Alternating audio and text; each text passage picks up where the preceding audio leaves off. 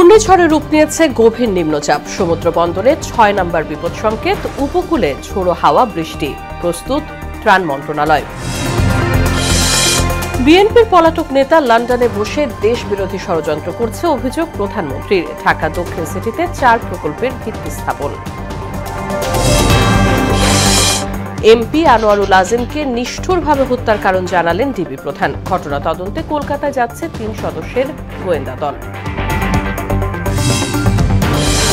এবং অর্থনীতির game changer হতে চলেছে মাতারবাড়ি গভীর সমুদ্র বন্দর। বিভিন্ন দেশের বাণিজ্যিক হাব পরিণত হওয়ার আশা।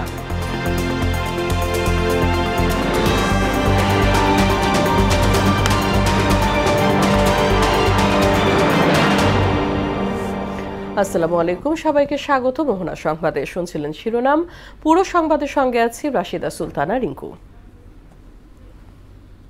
বিস্তারিত।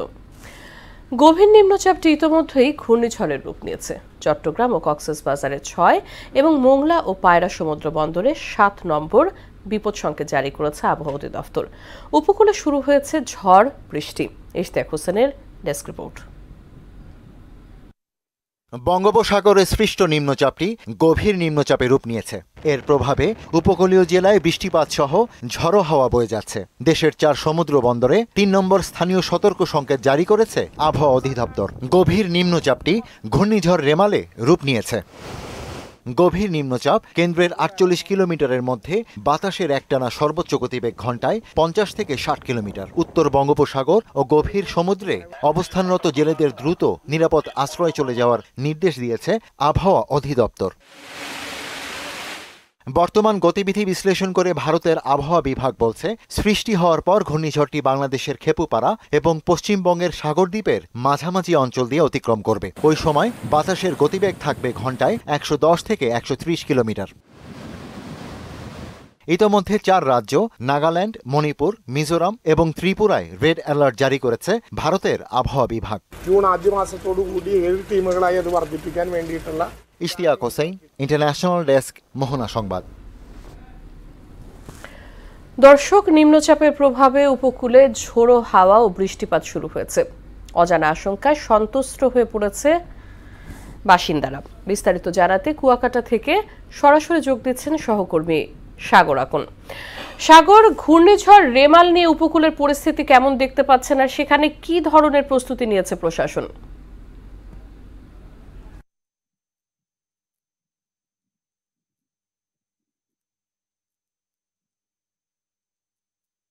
হ্যাঁ রিঙ্কি, আমি এই মুহূর্তে রয়েছি কিন্তু একদম যে বঙ্গোপসাগর, সেই বঙ্গোপসাগরের কিনারায়। আপনি জানেন যে আসলে যে ঘূর্ণিঝড়ের যে প্রভাব সেটি কিন্তু ইতিমধ্যেই উপকূলে শুরু হয়ে গিয়েছে। আমি যদি আপনাকে বলি যে এটি কিন্তু গত দুদিন ধরে যে ব্যবসা একটি গরমের পরে কিন্তু সকাল থেকে গুড়ি গুড়ি বৃষ্টির মধ্য দিয়ে কিন্তু এই যে ঘূর্ণিঝড়ের যে একটি প্রভাব সেটি কিন্তু এই উপকূলে আস্তে আস্তে আঘাত হানছে। আপনি হয়তোবা শুনতে পাচ্ছেন যে এখানের যে বাতাসের তীব্রতা এবং যে সমুদ্রের ঢেউয়ের যে শব্দ সেটি অবশ্যই শুনতে পাচ্ছেন। একটু বিষয় আপনাকে জানিয়ে রাখি যে এই যে দক্ষিণ অঞ্চল একটি উপকূলীয় অঞ্চল, এখানে কিন্তু বৃহৎ একটি পেশা মৎস্য পেশার সাথে নিয়োজিত। সেক্ষেত্রে কিন্তু আরো একটি বিষয় হচ্ছে যে 65 দিন নিষেধাজ্ঞা থাকার কারণে কিন্তু জেলেদের তেমন কোনো ক্ষতির সম্ভাবনা নেই এবং জেলেরা কিন্তু অনেক আগেই তারা কিনারায় চলে এসেছেন। এছাড়াও যদি আপনাকে বলি, যারা উপকূলীয় অঞ্চল, যারা বেড়িবাঁধের বাহিরে রয়েছেন, তাদেরকে কিন্তু সাইক্লোন শেল্টারে নেওয়ার জন্য জেলা প্রশাসনের তরফ থেকে প্রচারণা এবং যে বিভিন্ন স্বেচ্ছাসেবী সংগঠন রয়েছেন তাদের থেকে যে প্রচারণা এবং সতর্কতামূলক যে প্রচার সেটি কিন্তু তারা চালাচ্ছেন। এবং আমি যদি আপনাকে বলি যে দক্ষিণ অঞ্চলের যতগুলি সাইক্লোন শেল্টার এবং আশ্রয়ন কেন্দ্র রয়েছে সবগুলোই কিন্তু ইতিমধ্যে প্রস্তুত রাখা হয়েছে কিন্তু এই ঘূর্ণিঝড় মোকাবেলার জন্য। এবং আপনাকে আরেকটু বিষয় আমি জানিয়ে রাখি যে এখনই কিন্তু গুড়ি গুড়ি যে বৃষ্টি এটির কিন্তু প্রভাব আরো বাড়তেছে। ইতিমধ্যে কিন্তু বৃষ্টি শুরু হয়ে গিয়েছে। এবং আপনাকে এবং আরেকটু বিষয় আমি জানিয়ে রাখি যে ইতিমধ্যে কিন্তু এখানে যে টুরিস্ট পুলিশ তারা কিন্তু মাইকিং করেছেন এবং তারা জানিয়েছেন যে এখানে কিন্তু সংকেত 4 নম্বর সংকেতটিকে নামিয়ে কিন্তু ইতিমধ্যে 7 নম্বর সতর্ক সংকেত জারি করা হয়েছে উপকূলে। সেক্ষেত্রে কিন্তু সর্বশেষ যে তথ্য আপনাদেরকে জানিয়ে রাখি যে এখানে কিন্তু জেলা প্রশাসনের তরফ থেকে সব ধরনের প্রস্তুতি কিন্তু নেওয়া হয়েছে এই যে ঘূর্ণিঝড় মেরাল প্রতিরোধের জন্য। তো এই ছিল উপকূল থেকে সর্বশেষ। রিঙ্কি, অসংখ্য ধন্যবাদ সাগর আপনাকে। ঘূর্ণিঝড় রেমালের ক্ষয়ক্ষতি এড়াতে সতর্ক রয়েছে সরকার। দুপুরে সচিবালয় মন্ত্রণালয়ের সম্মেলন কক্ষে ঘূর্ণিঝড়ের প্রস্তুতি কর্মসূচি বাস্তবায়ন বোর্ডের জরুরি সভা শেষে সাংবাদিকদের এই কথা জানান দুর্যোগ ব্যবস্থাপনা ও ত্রাণ প্রতিমন্ত্রী মুহিবুর রহমান। ঘূর্ণিঝড় মোকাবেলায় ৮০,০০০ স্বেচ্ছাসেবক ও উপকূলে ৪,০০০ আশ্রয়কেন্দ্র প্রস্তুত আছে বলেও জানান তিনি। ধেয়ে আসছে ঘূর্ণিঝড় রেমাল। রোববার সন্ধ্যা নাগাদ রেমাল বাংলাদেশ ও ভারতের পশ্চিমবঙ্গের উপকূলীয় অঞ্চলে আঘাত হানতে পারে বলে আশঙ্কা করা হচ্ছে। ওই সময় ঘূর্ণিঝড়টির বাতাসের গতিবেগ থাকবে ঘন্টায় ১০০ থেকে ১২০ কিলোমিটার। ঘূর্ণিঝড় রেমালের ক্ষয়ক্ষতি এড়াতে ১০ নম্বর মহাবিপদ সংকেত দেয়া হবে বলে জানিয়েছেন দুর্যোগ ব্যবস্থাপনা ও ত্রাণ প্রতিমন্ত্রী মুহিবুর রহমান। কালকে ভোর থেকে এটা প্রাথমিক সম্ভাবনা শুরু হবে এবং কালকে সন্ধ্যা নাগাদ এটা আঘাত হানবে। এটা এইভাবে পূর্বাভাসে যেটা আমরা বুঝতে পেরেছি। রাত্রে ১২টা ১টা নাগাদ এটা ১০ নম্বর মহাবিপদে চলে যেতে পারে, এরকম একটা সম্ভাবনা আছে। প্রতিমন্ত্রী জানান, ঘূর্ণিঝড় মোকাবেলায় ৮০,০০০ স্বেচ্ছাসেবক ও উপকূলে ৪,০০০ আশ্রয়কেন্দ্র প্রস্তুত রাখা আছে। প্রায় ৪,০০০ আশ্রয়কেন্দ্র আমাদের উপকূলীয় আছে, সেগুলি আমরা প্রস্তুত রেখেছি। এবং খাদ্যের জন্য যে আমাদের প্রত্যেকটা জেলায় যে পর্যাপ্ত খাদ্য গুদামে আমাদের টিন, আমাদের শুকনা খাবার, যে সমস্ত জিনিস আমাদের দরকার হবে সেগুলি আমরা মজুত রেখেছি। সাতক্ষীরা থেকে কক্সবাজার পর্যন্ত পুরো এলাকা ঝুঁকিতে রয়েছে বলে জানান প্রতিমন্ত্রী মুহিবুর রহমান। সাতক্ষীরা থেকে চিটাগাং কক্সবাজার পর্যন্ত পুরো এলাকা কম বেশি এফেক্টেড হইতে পারে। শামীমুজ্জামান চৌধুরী, মোহনা সংবাদ, ঢাকা। বিএনপির পলাতক নেতা লন্ডনে বসে দেশবিরোধী ষড়যন্ত্র করছেন বলে অভিযোগ করেছেন প্রধানমন্ত্রী শেখ হাসিনা। দলটি ক্ষমতায় থাকলে দুর্নীতি, লুটপাট, অস্ত্র চোরাচালান আর খুনের রাজনীতি করেছে এমন অভিযোগ করে তিনি বলেন, সেই পরিস্থিতি পাল্টে দেশকে উন্নয়নের ধারায় ফিরিয়েছে আওয়ামী লীগ। সকালে ঢাকা দক্ষিণ সিটির আওতাধীন ৪ প্রকল্পের ভিত্তিপ্রস্তর স্থাপন অনুষ্ঠানে তিনি এসব কথা বলেন। ঢাকায় কোনো বস্তি থাকবে না বলেও ঘোষণা দেন সরকার প্রধান। নাসির উদ্দিনের রিপোর্ট। পাকা ভবন পাচ্ছে ২০২৩ সালের ৪ এপ্রিল অগ্নিকাণ্ডে পুড়ে যাওয়া বঙ্গবাজার কমপ্লেক্স। নির্মাণাধীন ভবনের নাম দেওয়া হয়েছে বঙ্গবাজার নগর পাইকারি বিপণী বিতান। ১০ তলা বিশিষ্ট মার্কেটে ৫টি সাধারণ ও ৬টি অগ্নিপ্রস্থান সিঁড়ি সহ আগুন নেভানোর পর্যাপ্ত ব্যবস্থা থাকবে। কাজ শেষ হতে সময় লাগবে ৩ বছর। বঙ্গবাজার কমপ্লেক্স প্রাঙ্গণ থেকে প্রকল্পের ভিত্তি স্থাপন করেন প্রধানমন্ত্রী শেখ হাসিনা। এছাড়া শেখ ফজলুল হক মনি সরণি, নজরুল সরোবর এবং হোসেন শহীদ সোহরাওয়ার্দী শিশু পার্ক আধুনিকায়ন প্রকল্পের নির্মাণ কাজও উদ্বোধন করেন তিনি। প্রধানমন্ত্রী বলেন, আগুনে ক্ষতিগ্রস্ত ব্যবসায়ীদের নতুন দোকান তৈরিতে সহায়তা দেয়া হবে। নতুনভাবে আবার দোকান করতে গেলে আমি জানি হয়তো কিছু সহযোগিতা লাগতে পারে, সেখানেও কতটুকু কি করা যায় আমি সেটা দেখব। শেখ হাসিনা বলেন, রিকশাওয়ালা, দিনমজুর সহ প্রতিটি মানুষের আধুনিক বাসস্থানের ব্যবস্থা করতে চায় সরকার। শুধু বড় লোকরা ফ্ল্যাটে থাকবে সেটা তো হতে পারে না। আমার ওই রিকশাওয়ালা থেকে শুরু করে দিনমজুরও ফ্ল্যাটে থাকবে। আমরা সেইভাবেই স্বল্প ভাড়া, কেউ যদি প্রতিদিনের ভাড়া দিতে চায় সে ব্যবস্থা আছে, কেউ যদি 7 দিনে ভাড়া দিতে চায় সে ব্যবস্থা হবে, তো মাসে ভাড়া দিতে চাইলে সে ব্যবস্থা হবে। সুন্দর পরিবেশে সবাই বসবাস করবে সেইভাবে করে দেব, সেই পদক্ষেপও আমরা নিয়েছি। বিএনপির পলাতক নেতা লন্ডনে বসে দেশবিরোধী ষড়যন্ত্র করছে বলেও অভিযোগ করেন তিনি। ওই তারেক জিয়া তো অস্ত্র চোরা কারবারি মামলায় সাজাপ্রাপ্ত আসামি, ওখানে বসে এখন নানাভাবে ওই অগ্নিসন্ত্রাস দিয়ে মানুষ মারা, মানুষ খুন করা, আগুন দিয়ে মানুষকে পোড়ানো, এইসব কাজ করে বেড়ায়। আওয়ামী লীগ সরকার এসে এই বাংলাদেশকে এই অস্ত্র চোরা কারবারির যে রুট সেটা আমরা বন্ধ করেছি। মাদক, সন্ত্রাস, জঙ্গিবাদ বিরোধী সচেতনতা তৈরিতে জনপ্রতিনিধিদের তাগিদ দেন প্রধানমন্ত্রী শেখ হাসিনা। নেশা, দুর্নীতি, জঙ্গিবাদ, সন্ত্রাস এর থেকে দূরে থাকতে হবে। নাসির উদ্দিন, মোহনা সংবাদ, ঢাকা। সোয়া 1 ঘন্টা বন্ধ থাকার পর শুরু হয়েছে মেট্রো রেল চলাচল। যান্ত্রিক ত্রুটির কারণে সন্ধ্যা 7টার দিকে সচিবালয় স্টেশনে আটকা পড়ে একটি ট্রেন। এতে ভোগান্তিতে পড়েন যাত্রীরা। বিভিন্ন স্টেশনে হাজারো যাত্রীকে অপেক্ষা করতে দেখা গেছে। জানা যায়, মেট্রো রেলের কেন্দ্রীয় অপারেশন কন্ট্রোল রুমের সার্ভার হঠাৎ করেই ডার্ক হয়ে যায়, ফলে বিভিন্ন স্টেশনে আটকা পড়ে ট্রেন। ত্রুটি সারানোর পর রাত 8:15টার দিকে মেট্রো চলাচল আবারও স্বাভাবিক হয়।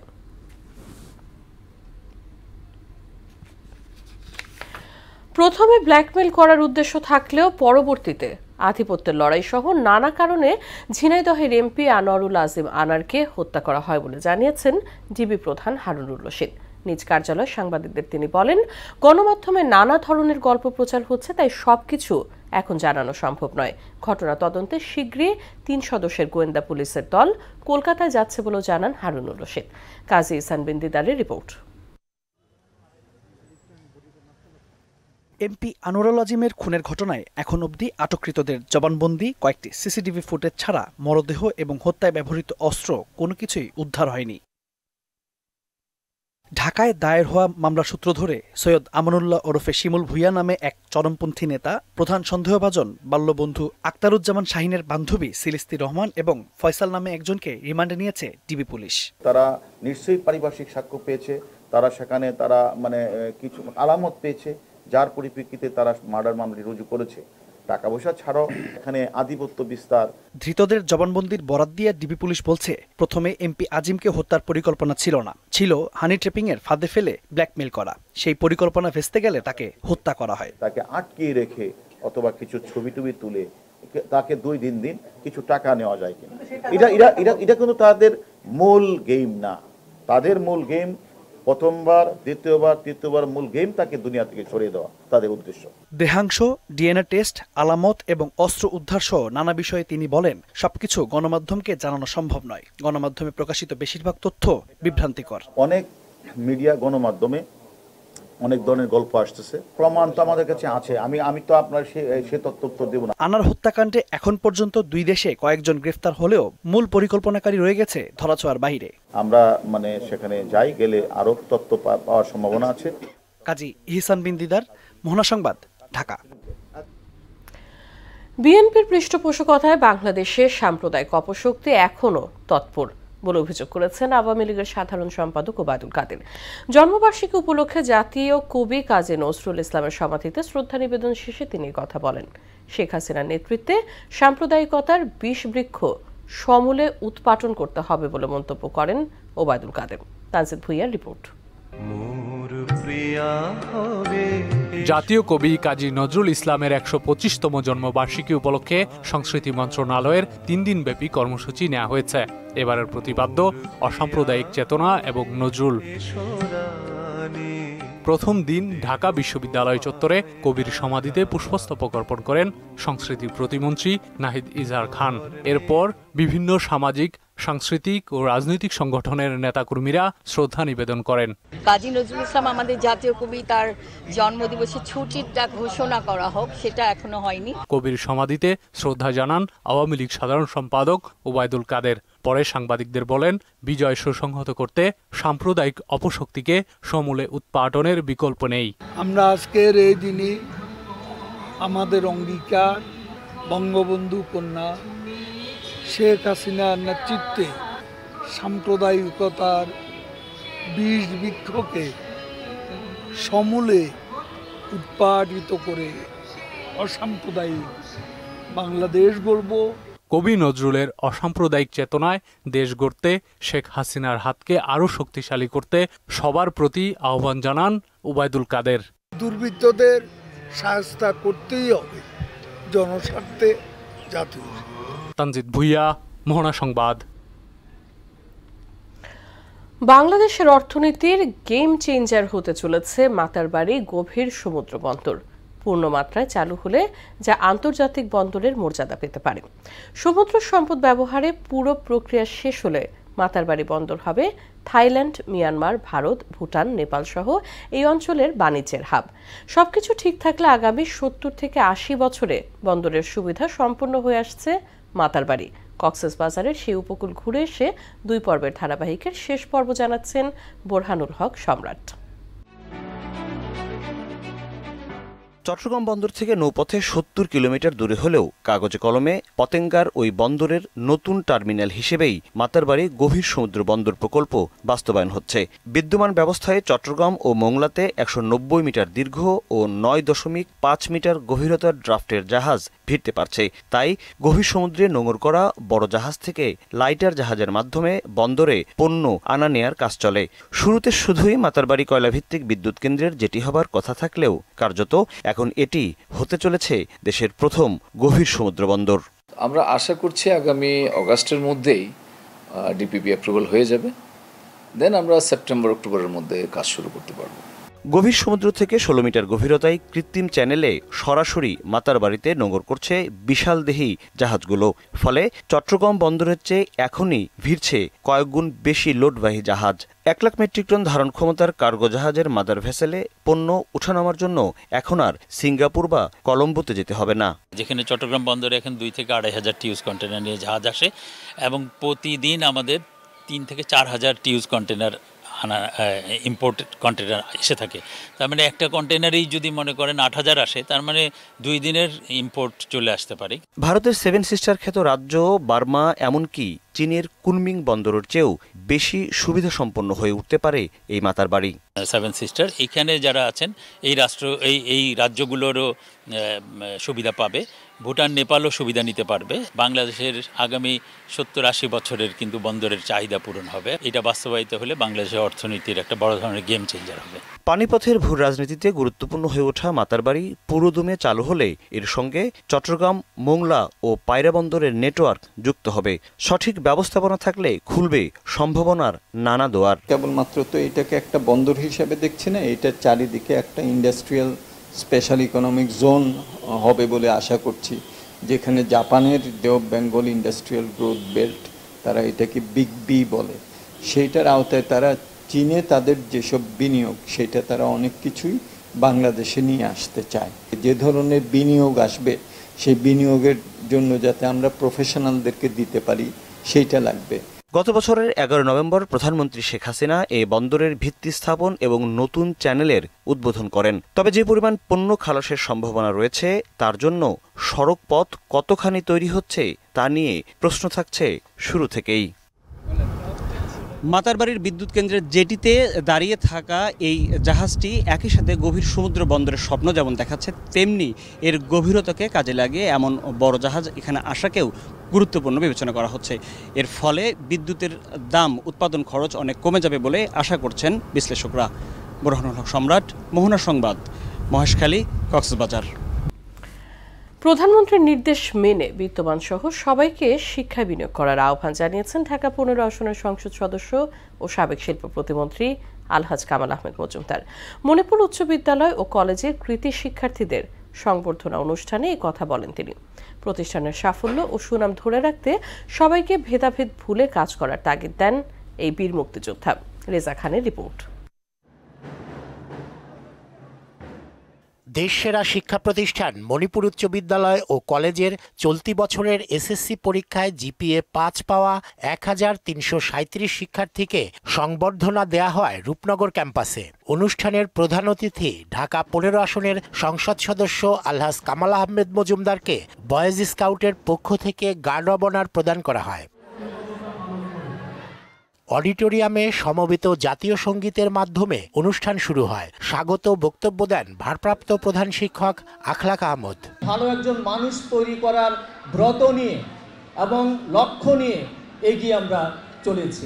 প্রতিষ্ঠানের গৌরব ধরে রাখতে নিজেদের প্রত্যয়ের কথা জানান শিক্ষকরা। মণিপুর স্কুল এবং কলেজের যে ফুল বাগান, এই বাগানের স্বপ্ন দ্রষ্টা আলহাজ কামাল আহমেদ মজুমদার এমপি। আমাদের মণিপুর উচ্চ বিদ্যালয় কলেজের এই কলেজটা তোমাদেরকে সংবর্ধনা দিচ্ছে। সামনের 2 বছর তোমাদের জীবনের সবচেয়ে ইম্পর্টেন্ট সময়। তোমাদের এখন থেকে সময় মূল্য দিতে হবে। তোমাদের পরবর্তী ভালো সাফল্যমণ্ডিত জীবনের দিকে আমরা তোমাদেরকে আরো এগিয়ে নিয়ে যেতে পারি। এতে জিপিএ 5 প্রাপ্ত শিক্ষার্থীরা নিজেদের অনুভূতি ব্যক্ত করে।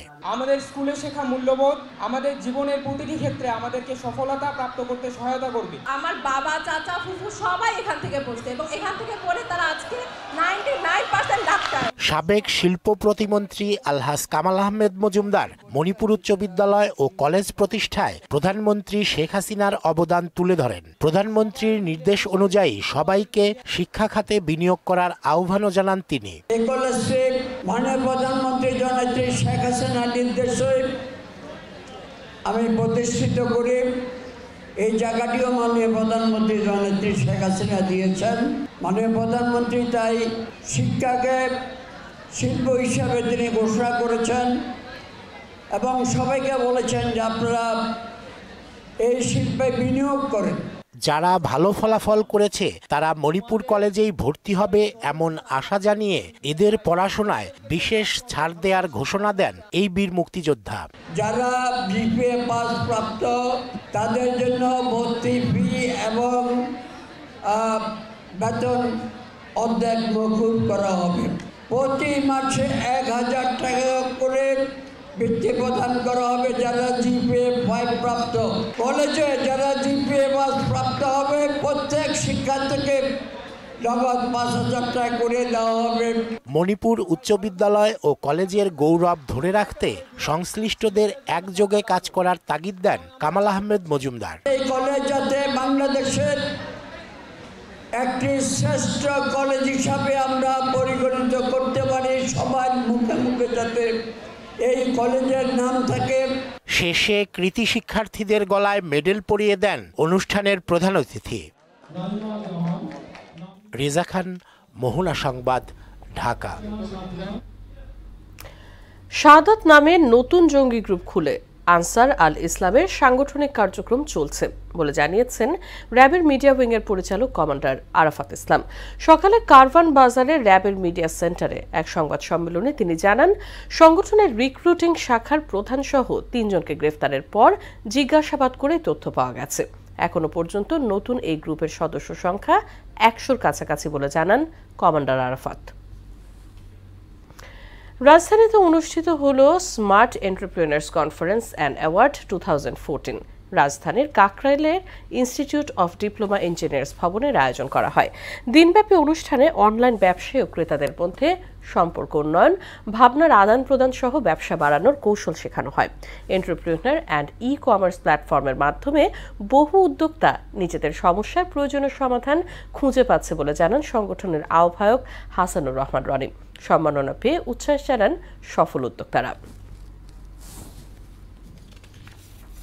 ঢাকায় শুরু হয়েছে 3 দিনব্যাপী ব্যাংকক হসপিটাল হেলথ উইক। আয়োজনের দ্বিতীয় দিনে থাইল্যান্ডের ব্যাংকক হাসপাতালের ডাক্তাররা বিনামূল্যে স্বাস্থ্যসেবা দিয়েছেন। চিকিৎসা সেবা শুরুর আগে বিশেষজ্ঞ ডাক্তাররা স্বাস্থ্যসেবা বিষয়ে ব্রিফ করেন।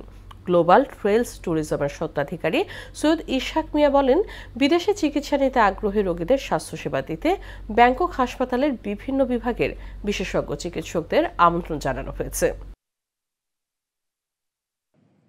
থাইল্যান্ডে যাওয়ার ক্ষেত্রে মেডিকেল ভিসা, তারপর তার অ্যাকোমোডেশন, তারপর ডক্টর অ্যাপয়েন্টমেন্ট, তার treatment cost, treatment plan, total বিষয়টা আমরা ওয়ান স্টপ সার্ভিসের মাধ্যমে একটা রোগী ইজিলি বাংলাদেশ থেকে থাইল্যান্ডে যে ট্রিটমেন্টটা করতে পারবেন। শেষ করব সংবাদ, তবে যাবার আগে শিরোনামগুলো আরো একবার।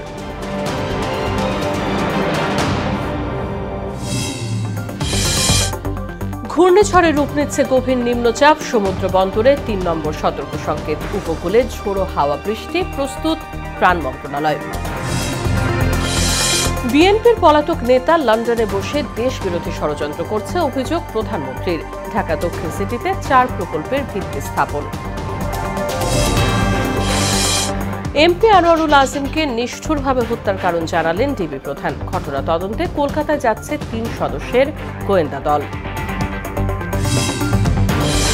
এবং অর্থনীতির গেম চেঞ্জার হতে চলেছে মাতারবাড়ি গভীর সমুদ্র বন্দর, বিভিন্ন দেশের বাণিজ্যিক হাবে পরিণত হওয়ার আশা। এই ছিল সংবাদে। পরবর্তী সংবাদ রাত 12টায়। এছাড়া মোহনার সবশেষ খবর জানতে ভিজিট করুন www.mohna.tv। সংবাদ দেখতে পারেন ফেসবুক ও ইউটিউবেও। সঙ্গে থাকার জন্য ধন্যবাদ সবাইকে।